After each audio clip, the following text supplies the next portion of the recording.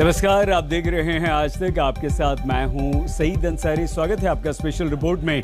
तो special report में आज हम बात करेंगे धर्म की आड़ में अधर्म की। धर्म एक ऐसा शब्द है जो लोगों के विश्वास से जुड़ा हुआ है, समाज के सौहार्द से जुड़ा हुआ है, इतिहास से जुड़ा हुआ है। बड़े बड़े आंदोलनों को खड़ा करने के लिए धर्म का इस्तेमाल किया गया। दुनिया भर में अपने अपने धर्म को लेकर लोग बहुत संवेदनशील होते हैं, रहते हैं। तो आज उसी धर्म के नाम पर हुए अधर्म का खुलासा उत्तर प्रदेश में हुआ है। सोचिए, एक धर्मगुरु जिसका काम नैतिक दायित्वों का प्रचार प्रसार करना था, वही अनैतिक सोच की कृत्य में लिप्त हो गया। आज हम उसी मौलाना कलीम सिद्दीकी पर लगे आरोपों की पड़ताल करेंगे। आपको मौलाना का एक सनसनीखेज ऑडियो सुनवाएंगे। अल्लाह हमें तौफीक दे कि हम जो है इस सुनहरे मौके से फायदा उठाएं।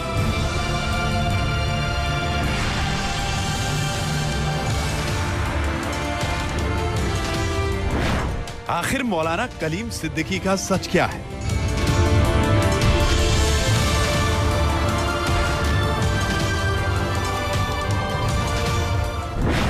क्या धर्म के नाम पर किया धर्मांतरण का धंधा? अल्लाह हमारा भी रब है, तुम्हारा भी रब है, तो हम यही सोचते रहे अब्दुल रहमान का रब भी है, अब्दुल्ला का रब भी है। ये ख्याल ही नहीं आया कि जैकब का रब भी है और जयप्रकाश का रब भी। कैमरे पर मौलाना कलीम ने क्या क्या कबूला? आधे घंटे में उसे इस्लाम के बारे में क्या जान लिया होगा और क्या सीख लिया होगा जो 32-33 साल के मुखालिफ माहौल पर भारी हो गई उसके।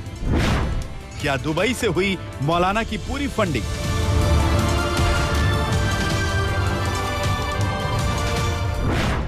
क्या हिंदुओं को मौलाना ने मुस्लिम बनाया?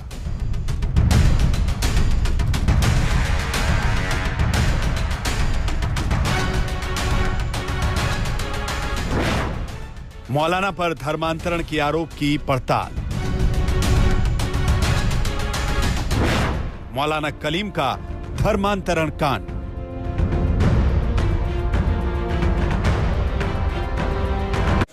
मौलाना कलीम सिद्दीकी एक बड़ा नाम है। तमाम राजनीतिक पार्टियों से उसके अच्छे रिश्ते हैं। देश और दुनिया में मौलाना की तकरीरों की बड़ी डिमांड रहती है। आज वही मौलाना अवैध धर्म परिवर्तन का रैकेट चलाने के आरोप में गिरफ्तार हुआ है।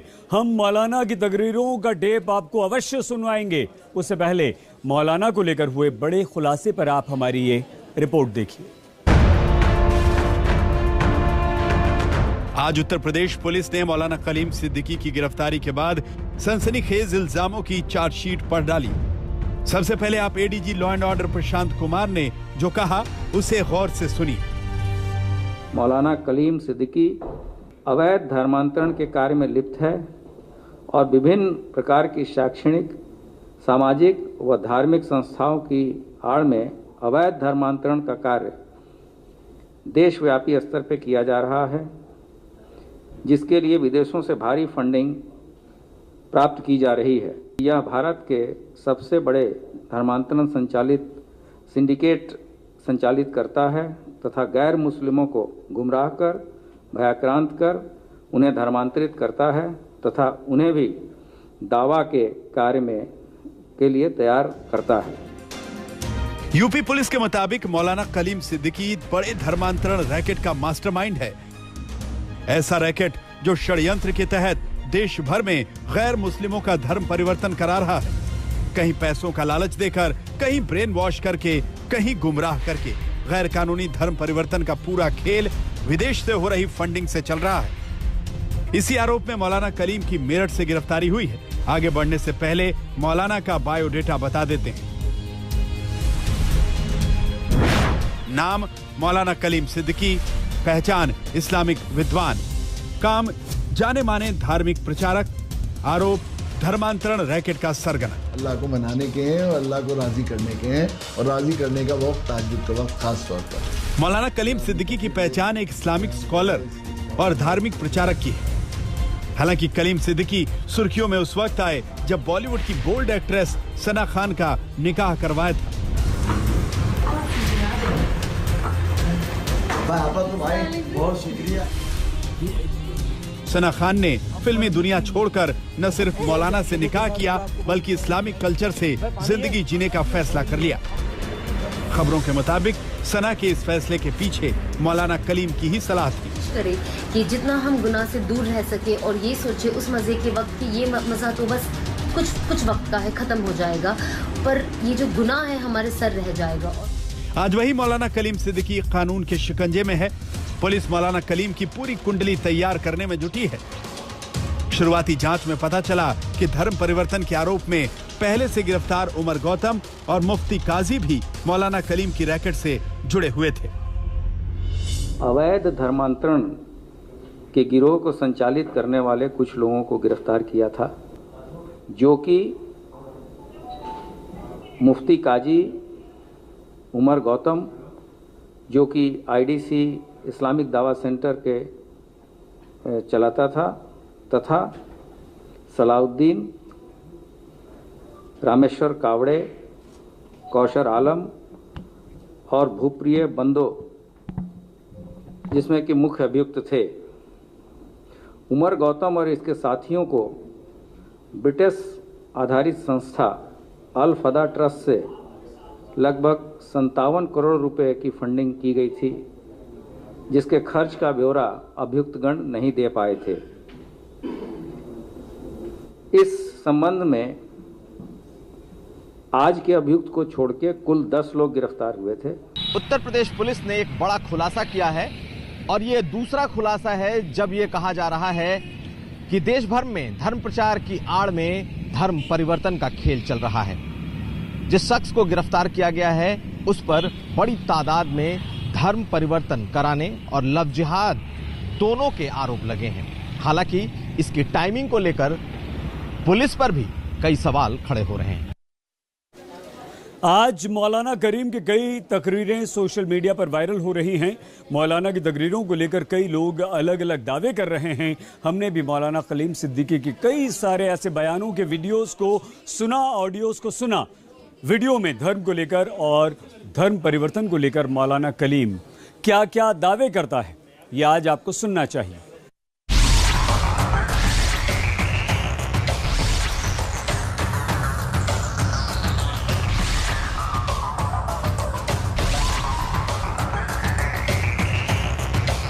मौलाना कलीम सिद्दीकी एक इस्लामिक स्कॉलर है तो धार्मिक गुरु भी है।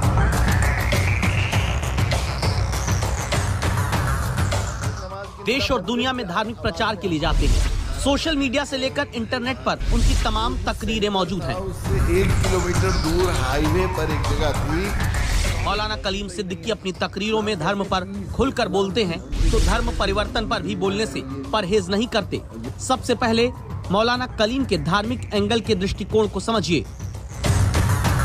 बुनियादी बात ये सबसे पहली जिम्मेदारी है उम्मत मुस्लिमा के जिम्मे और हम सब के जिम्मे सबसे पहली जिम्मेदारी है कि कुरान के इस तारुफ के इस जो है जाले को और इस गंदगी को और इस अंधेरे को अपने जहनों से भी हम निकालें कि कुरान मुसलमानों की मजहबी किताब है और दूसरे लोगों तक जब हम किताब पहुंचाएं और किताब का तर्जुमा करें, तफसीर करें, उन तक कुरान पहुंचाने की कोशिश करें, तो इसकी बड़ी ज़रूरत है। इस पस मंज़र में एक शदीद ज़रूरत है कि एक ऐसा तर्जुमा किया जाए जिसमें उनके मिजाज, उनकी ज़बान, उनकी माशरत, उनके ख्याल करके कि कुरान पूरी इंसानियत के लिए अल्लाह की तरफ से कलाम है, उसे पहुँचाया जाए। मौलाना कलीम ने मुस्लिमों की बात की, इस्लाम की बात की, लेकिन एक और वीडियो में वो धर्म परिवर्तन को लेकर बड़ा खुलासा करते सुनाई देते हैं। मौलाना कबूल करते हैं कि धर्म बदलने वालों को कुछ दिनों के लिए दुबई भेज देते हैं ताकि गैर मुस्लिमों को इस्लामिक माहौल मिल सके। हमारे एक साथी हैं वो वहाँ पर महबूब भाई, वो डेल में साइंटिस्ट थे, गुड़गांव में बड़ी पोस्ट पर थे, लेकिन वहाँ पर उनकी इस्लाम कबूल किया उन्होंने। महाजिर भाई थे, बड़े जज्बे के दाई।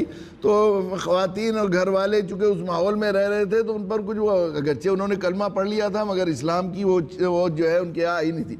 बहुत फ़िक्रमंद रहते थे। तो मैंने उनसे कहा कि आप जो है दुबई चले जाएँ अमारात या किसी गल्फ़ में, तो इन्हें माहौल मिल जाएगा तो अल्लाह ताला करेंगे ठीक हो जाएगा। तो वो चले गए। उत्तर प्रदेश पुलिस का आरोप है कि मौलाना कलीम सिद्दीकी लोगों को लालच देकर या फिर ब्रेन वॉश करके धर्म बदलवा देता था। क्या ये महज एक प्रयोग है या संयोग? इसे आप मौलाना कलीम के एक और वीडियो टेप को सुनकर समझिएगा।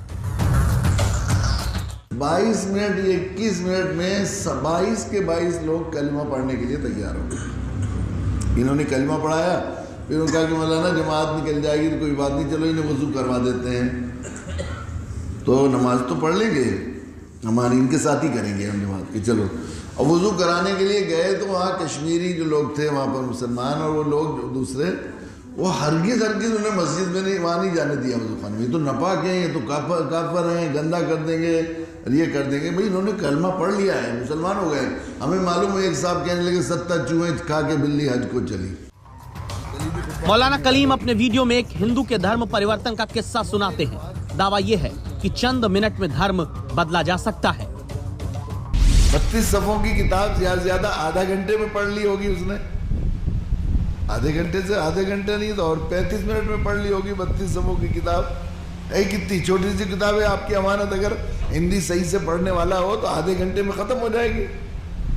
आधे घंटे में उसे इस्लाम के बारे में क्या जान लिया होगा और क्या सीख लिया होगा, जो 32-33 साल के मुखालिफ माहौल पर भारी हो गई। उससे मालूम होता है कि ये कौम अंदर से प्यासी और तैयार है इस्लाम के लिए, और इतना ज्यादा वो इस्लाम पर 32 सफ़ों को पढ़कर वो मुसलमान ऐसा हो गया, मर्द है वो, सीए है। वीडियो में मौलाना कलीम धर्म परिवर्तन को लेकर बोलते हुए साफ सुनाई देते हैं। वो बताते हैं धर्म परिवर्तन के पीछे एक बड़ी वजह क्या है। ये असल में गुनाहों की वजह, सिन की वजह से, पापों की वजह से पोल्यूशन पैदा, ताफुन पैदा हो जाता है जिस्म के हिस्से में, उससे बीमारी पैदा होती है। जो बीमारी के जरासीम है वो गुनाहों की वजह से ताफुन और गंदगी पैदा हो जाती है, बदबू पैदा हो जाती है, ताफुन। और जब गंदगी पैदा हो जाए किसी जगह तो उसे साफ पानी से धोया जाता है। तो कुरान की शुआएं नूरानी शुआएं हैं, उस गंदगी को धो देती हैं। अलग अलग अपनी ऐसी ही तकरीरों की वजह से मौलाना कलीम सिद्दीकी को पसंद करने वालों की लंबी जमात है। देश और दुनिया में उन्हें तकरीर के लिए खास तौर पर बुलाया जाता है। ये दावत जो है, जो शाह वली अल्लाह रहमतुल्लाह अलैह लिखा है कि दावत इस्लाम में महज एक वो नहीं है, फरीजा नहीं है, बल्कि एक तर्ज हयात का नाम दावत है। हमारे यहाँ मंजूर अहमद साहब हमारे यहाँ IG रहे यूपी में, बड़े बेचारे मिल्लत के दर्दमंद लोगों में हैं, अभी भी हयात हैं माशाल्लाह, रिटायर्ड हो गए हैं वो। तो उनका एक दफ़ा फ़ोन आया, डॉक्टर के, वो जो है कि वो एक शर्मा है, डॉक्टर के शर्मा, वो कालमपुर में हिंदुस्तान के सफ़ीर थे, वो आए हुए हैं और फुलत देखना चाहते हैं। मैंने कहा आप लेकर आइए। वो आए तो शाह वली अल्लाह रहमतुल्लाह अलैह का घर देखने को उन्होंने इश्तियाक जाहिर किया। उस कोठड़ी पर गए तो मिट्टी लगाकर माथे पे पैरों वो की लगाई, उसकी दहलीज को बराबर की चौखट को चूमने लगे उजरे की। तो मैंने क्या बात शर्मा जी के मैं बयान नहीं कर सकता कि मुझे कितना फख्र हुआ शाह वली अल्लाह पर। मुजफ्फरनगर के फुलत के रहने वाले मौलाना कलीम के नाम पर कई मदरसे और एजुकेशन सेंटर चलते हैं। उन सेंटर्स में मौलाना के वीडियो ही सुनाए जाते हैं। सामाजिक व धार्मिक संस्थाओं की आड़ में अवैध धर्मांतरण का कार्य देशव्यापी स्तर पर किया जा रहा है, जिसके लिए विदेशों से भारी फंडिंग प्राप्त की जा रही है और इस अवैध धन का प्रयोग वृहद स्तर पर तेजी से धर्मांतरण कराया जा रहा है, जो सुनियोजित तरीके से संगठनात्मक रूप से किया जा रहा है, जिसमें देश के कई नामी लोग व संस्था शामिल हैं। आरोप है कि मौलाना के रैकेट से जुड़े लोग सोशल मीडिया पर सक्रिय हैं। प्लानिंग के तहत पहले लोगों को जाल में फंसाते हैं, इसके बाद मौलाना कलीम के साथ एक मीटिंग रखी जाती है। मकसद होता है शिकार बने लोगों का ब्रेन वॉश करवाना। मौलाना कलीम मीटिंग के दौरान लोगों के मन में उनके धर्म के प्रति नफरत पैदा करने वाली बातें बताता है। ब्रेन वॉश का खेल खत्म होते ही लोगों का धर्म बदलवा दिया जाता है। आज तक ब्यूरो। आपने मौलाना कलीम को सुना, सारी बातें मौलाना ने खुद आपको बताई। अब हम आपको ये बता दें कि मौलाना कलीम पर उत्तर प्रदेश पुलिस ने जो आरोप लगाए हैं वो क्या हैं। आरोपों को लेकर पुलिस का कहना है कि पुलिस के पास मौलाना के विरुद्ध पुख्ता सबूत हैं। पुलिस का ये भी कहना है कि आज की तारीख में मौलाना कलीम राष्ट्रीय स्तर पर धर्म परिवर्तन का सबसे बड़ा रैकेट चला रहा है।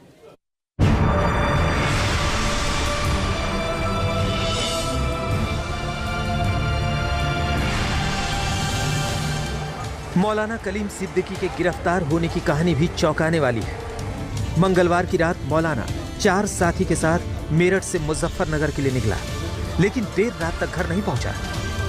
ऐसे में किसी अनहोनी के डर से घर वाले थाने पहुंच गए। लगभग 9 बजे वो चले हैं, लेकिन रास्ते में कहीं गुम हो गए। उनसे कोई संपर्क नहीं हो पा रहा, ना फोन से संपर्क हो पा रहा है, ना शहर में जानकारी करने के बाद ये पता चल पा रहा है कि वो है कहाँ, किनके यहाँ है, कैसे हैं। तो उनके जो साथी थे उनसे भी कोई संपर्क नहीं हो पा रहा। इसीलिए हम सब यहाँ लोग आए थे, क्योंकि गुमशुदगी करने के लिए, उनके बारे में जानकारी लेने के लिए, आखिर वो है कहाँ। सुबह हुई तो घर वालों को पता चला कि मौलाना को उत्तर प्रदेश ATS ने गिरफ्तार कर लिया है। थाने में मौजूद स्थानीय लोगों को यकीन नहीं हुआ कि ऐसा हो सकता है।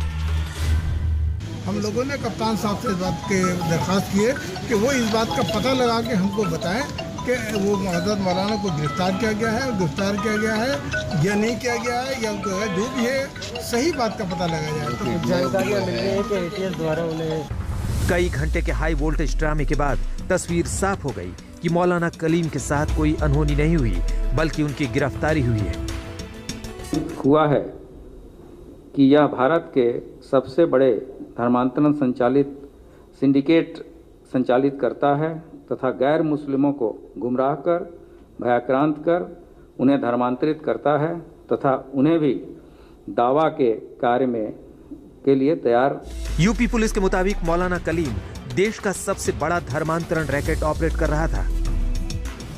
आरोप के मुताबिक मौलाना ने कई ट्रस्ट बना रखी थी। ट्रस्ट की आड़ में धार्मिक सौहार्द को बढ़ावा देने के नाम पर दूसरे धर्मों के लोगों को दावत पर बुलाया जाता था, लेकिन इस दावत का असल मकसद धर्म बदलवाना होता था। इसके लिए बाकायदा विदेशों से भारी मात्रा में फंडिंग की जा रही थी।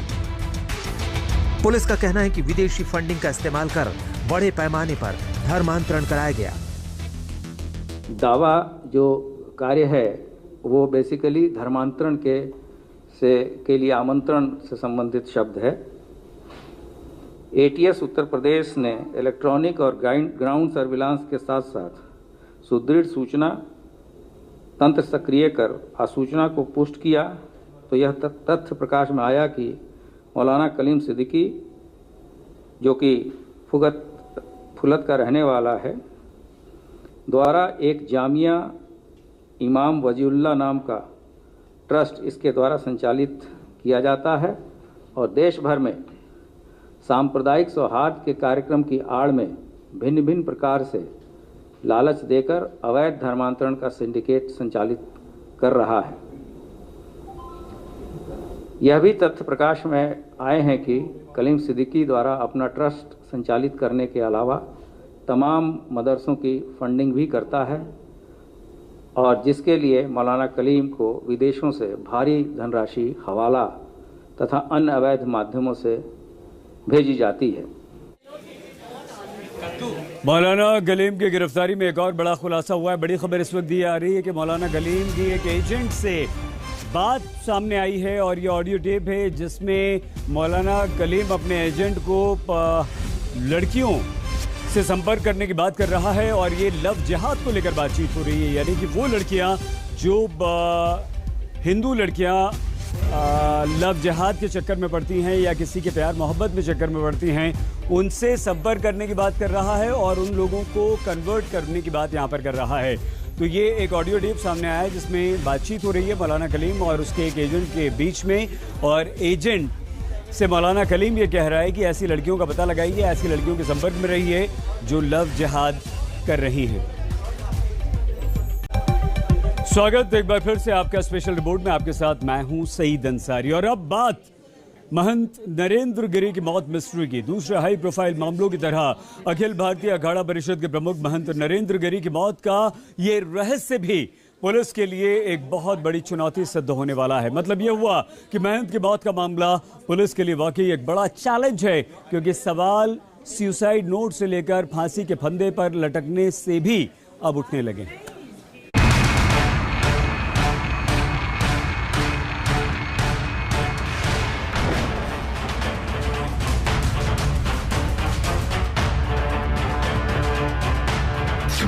बाबा की मौत का वो कौन सा रहस्य है जिस पर पर्दा पड़ा है? बाबा के कमरे से अभी तक कौन कौन से राज मिले हैं? बाबा के चेले आनंद गिरी के रहस्य लोक से सुलझेगी मौत की मिस्ट्री।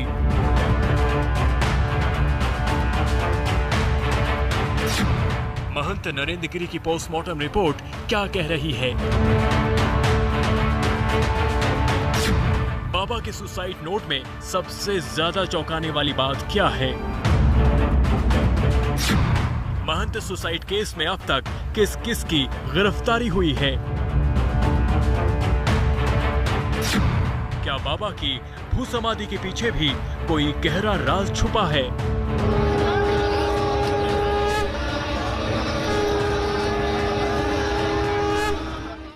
महंत नरेंद्र गिरी की मौत को लेकर साधु संतों के लगातार बयान आ रहे हैं और बड़ी बात यह है कि सारे के सारे साधु संत महंत नरेंद्र गिरी की आत्महत्या पर विश्वास करने को तैयार नहीं। इस मामले में निरंजनी अखाड़ा के अध्यक्ष रविंद्र पुरी ने तो आज तक को एक बड़ा बयान दे दिया। उन्होंने कहा है कि न जुबान चढ़ी न आंखें, तो फिर ये कैसे फांसी हो सकती है? और महंत की इस सुसाइड मिस्ट्री में शक की सुई किसी पर ठहर रही है तो वो खुद महंत जी का चेला आनंद गिरी है।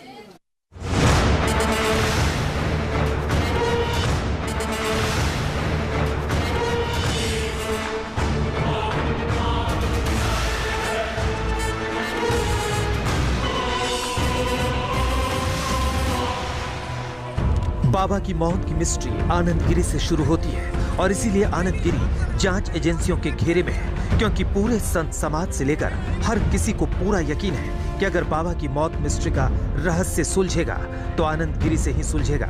इसीलिए आनंद गिरी और आद्या तिवारी को 14 दिन की न्यायिक हिरासत में भेज दिया गया है। अब आपको दिखाते हैं बाबा की मौत की पड़ताल कैसे शुरू होती है और कैसे आनंद गिरी अपने गुरु नरेंद्र गिरी की मौत के बाद शक के दायरे में आता है। मैं परसों लखनऊ में था जब मुझे समाचार मिला, केशव प्रसाद मौर्य के पास था मैं। इसके बाद गेस्ट हाउस में सभी लोग आ गए, मैंने बताया भी था, देखे होंगे आप समाचारों में। इस समाचार को सुनने के बाद मुझे अपार कष्ट हुआ और मैं चाहता हूं इसकी सीबीआई जांच हो। जब सीबीआई जांच होगी तभी असलियत की जानकारी हो पाएगी। पहले आपको बता दें कि नरेंद्र गिरी कोई मामूली महंत नहीं थे। देश के बड़े बड़े दिग्गज नेताओं के साथ उनका उठना बैठना रहा और प्रयागराज के जिस बागंबरी मठ के वो महंत थे उसकी करोड़ों की संपत्ति है। और सबसे बड़ी बात, नरेंद्र गिरी अखिल भारतीय अखाड़ा परिषद के अध्यक्ष थे। फिर क्यों महंत ने मौत को गले लगा लिया? इसे मामूली केस मानकर रफा दफा नहीं किया जा सकता है। और बाबा के जिस शिष्य आनंद गिरी पर मौत का शक गहराता जा रहा है वो भी बहुत पहुंची हुई चीज मालूम पड़ता है। ऐसे में सीधे योगी आदित्यनाथ ने भी बाबा की मौत की परत दर परत पड़ताल करने का ऐलान कर दिया। ये सभी अधिकारी एक साथ मिलकर के टीम वर्क के साथ इस कार्यक्रम को आगे बढ़ा रहे हैं।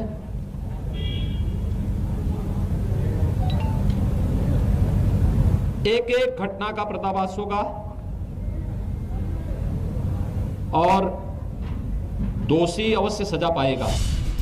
बाबा नरेंद्र गिरी की मौत के बाद आनंद गिरी मौज में रहता है या फिर वो लोग भी मजे में रहते हैं जिनका नाम सुसाइड मिस्ट्री से जुड़ रहा है। लेकिन सुसाइड नोट ने बाबा की मौत को एक रहस्य बना दिया और इस रहस्य को सुलझाना बेहद जरूरी है। 2 लिफाफों में मिले सुसाइड नोट के पन्नों पर कुछ ऐसी बातें लिखी हैं जो वाकई रहस्यमयी नजर आ रही हैं। सुसाइड नोट में महंत नरेंद्र गिरी ने आनंद गिरी के नाम का जिक्र 14 बार किया है। इसमें लिखा है, महंत नरेंद्र गिरी को हरिद्वार से सूचना मिली थी कि 1-2 दिन में आनंद गिरी कंप्यूटर से किसी लड़की के साथ गलत काम करने की फोटो वायरल कर देगा।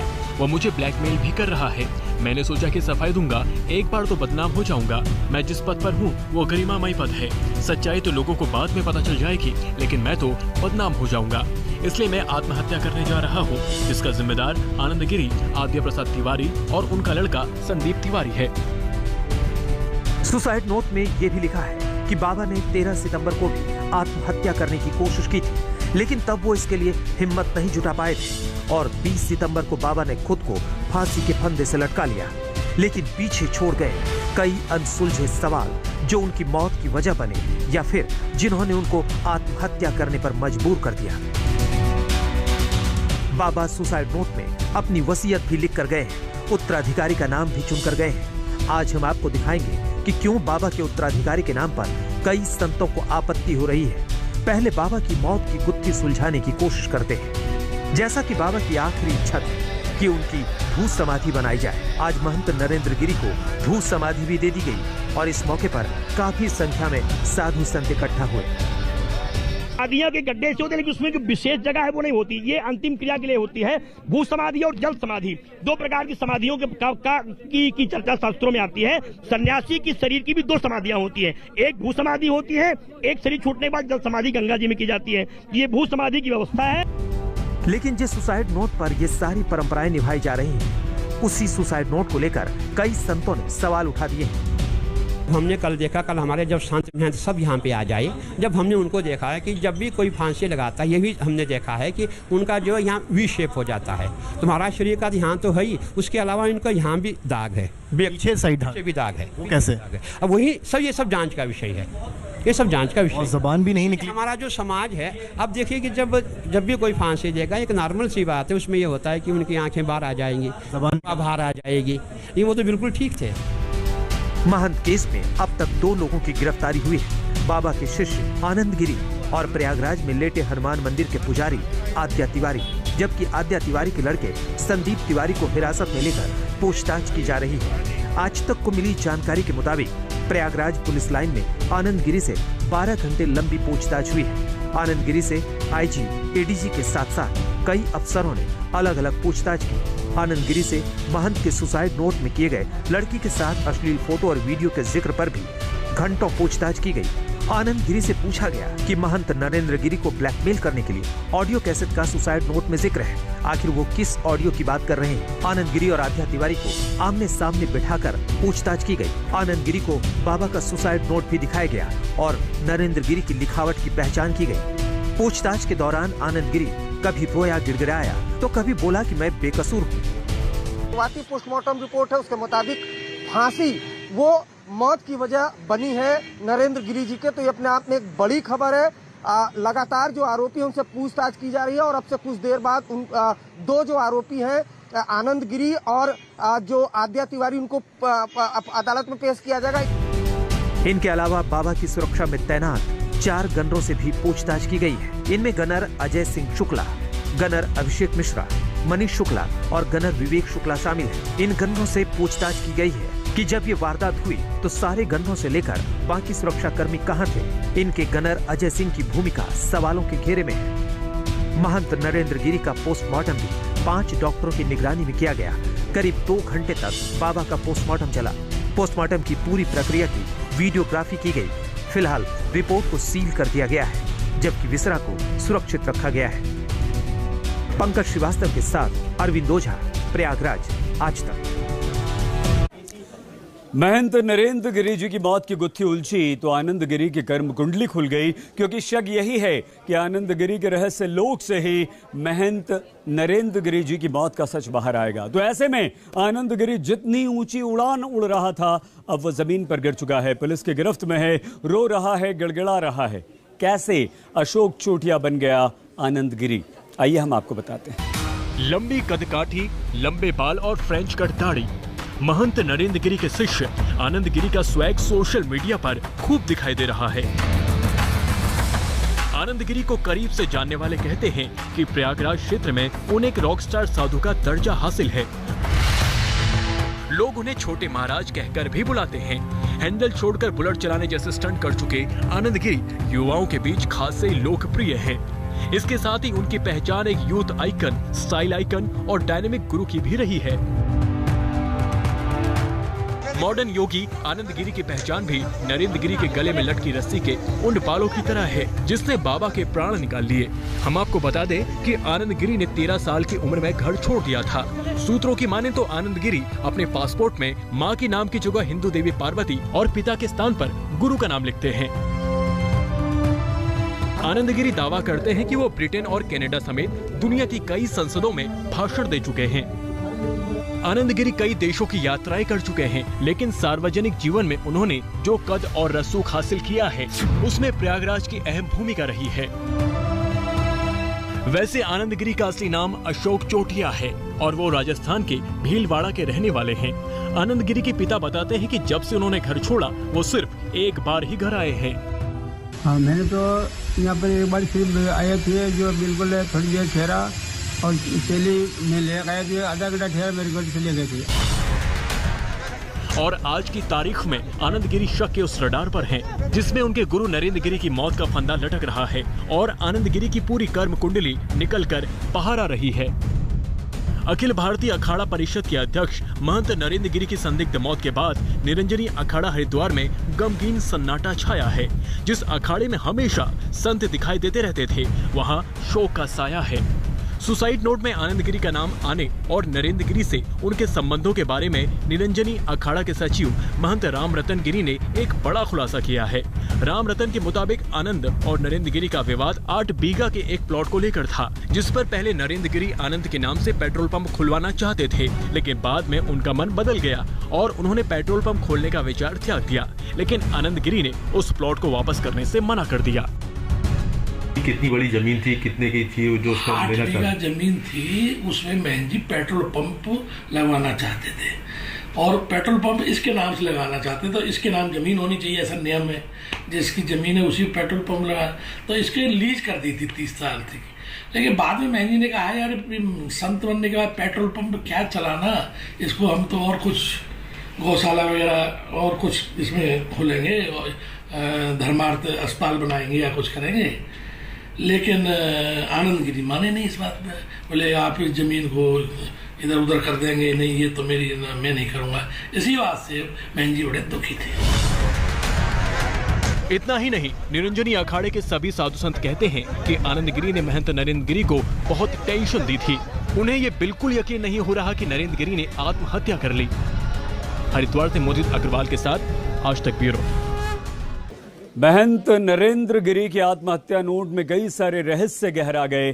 कई साधु संत और अखाड़ों के मुखिया नरेंद्र गिरी महंत के सुसाइड नोट को शक की दृष्टि से देख रहे हैं और तो और आत्महत्या नोट में बलबीर गिरी के उत्तराधिकारी होने पर भी अब शक जताया जा रहा है।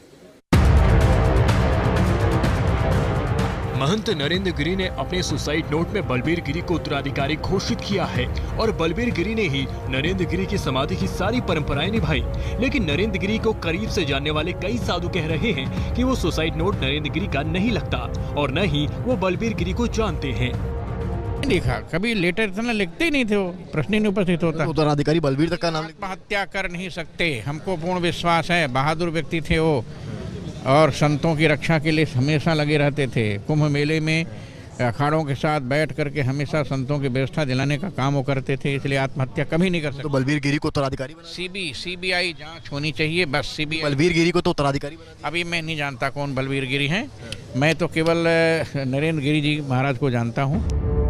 आज तक ने इस पर बलबीर गिरी से बात की। उन्होंने बताया कि सुसाइड नोट में कोई अलग अलग राइटिंग नहीं है और उनके गुरु को लेकर भ्रम फैलाया जा रहा है ना, तो वो विषय सरकार का देखे, जांच करे। आपने राइटिंग, आप साथ में रहते थे, लिखते तो वही थे ना, मतलब लोग गलत लिखने न लिखने से मतलब नहीं है। जिसको पता है कि ये अक्षर इस तरीके से लिखा गया और पूरा आप देखोगे, आपने देखा है कि नहीं देखा है?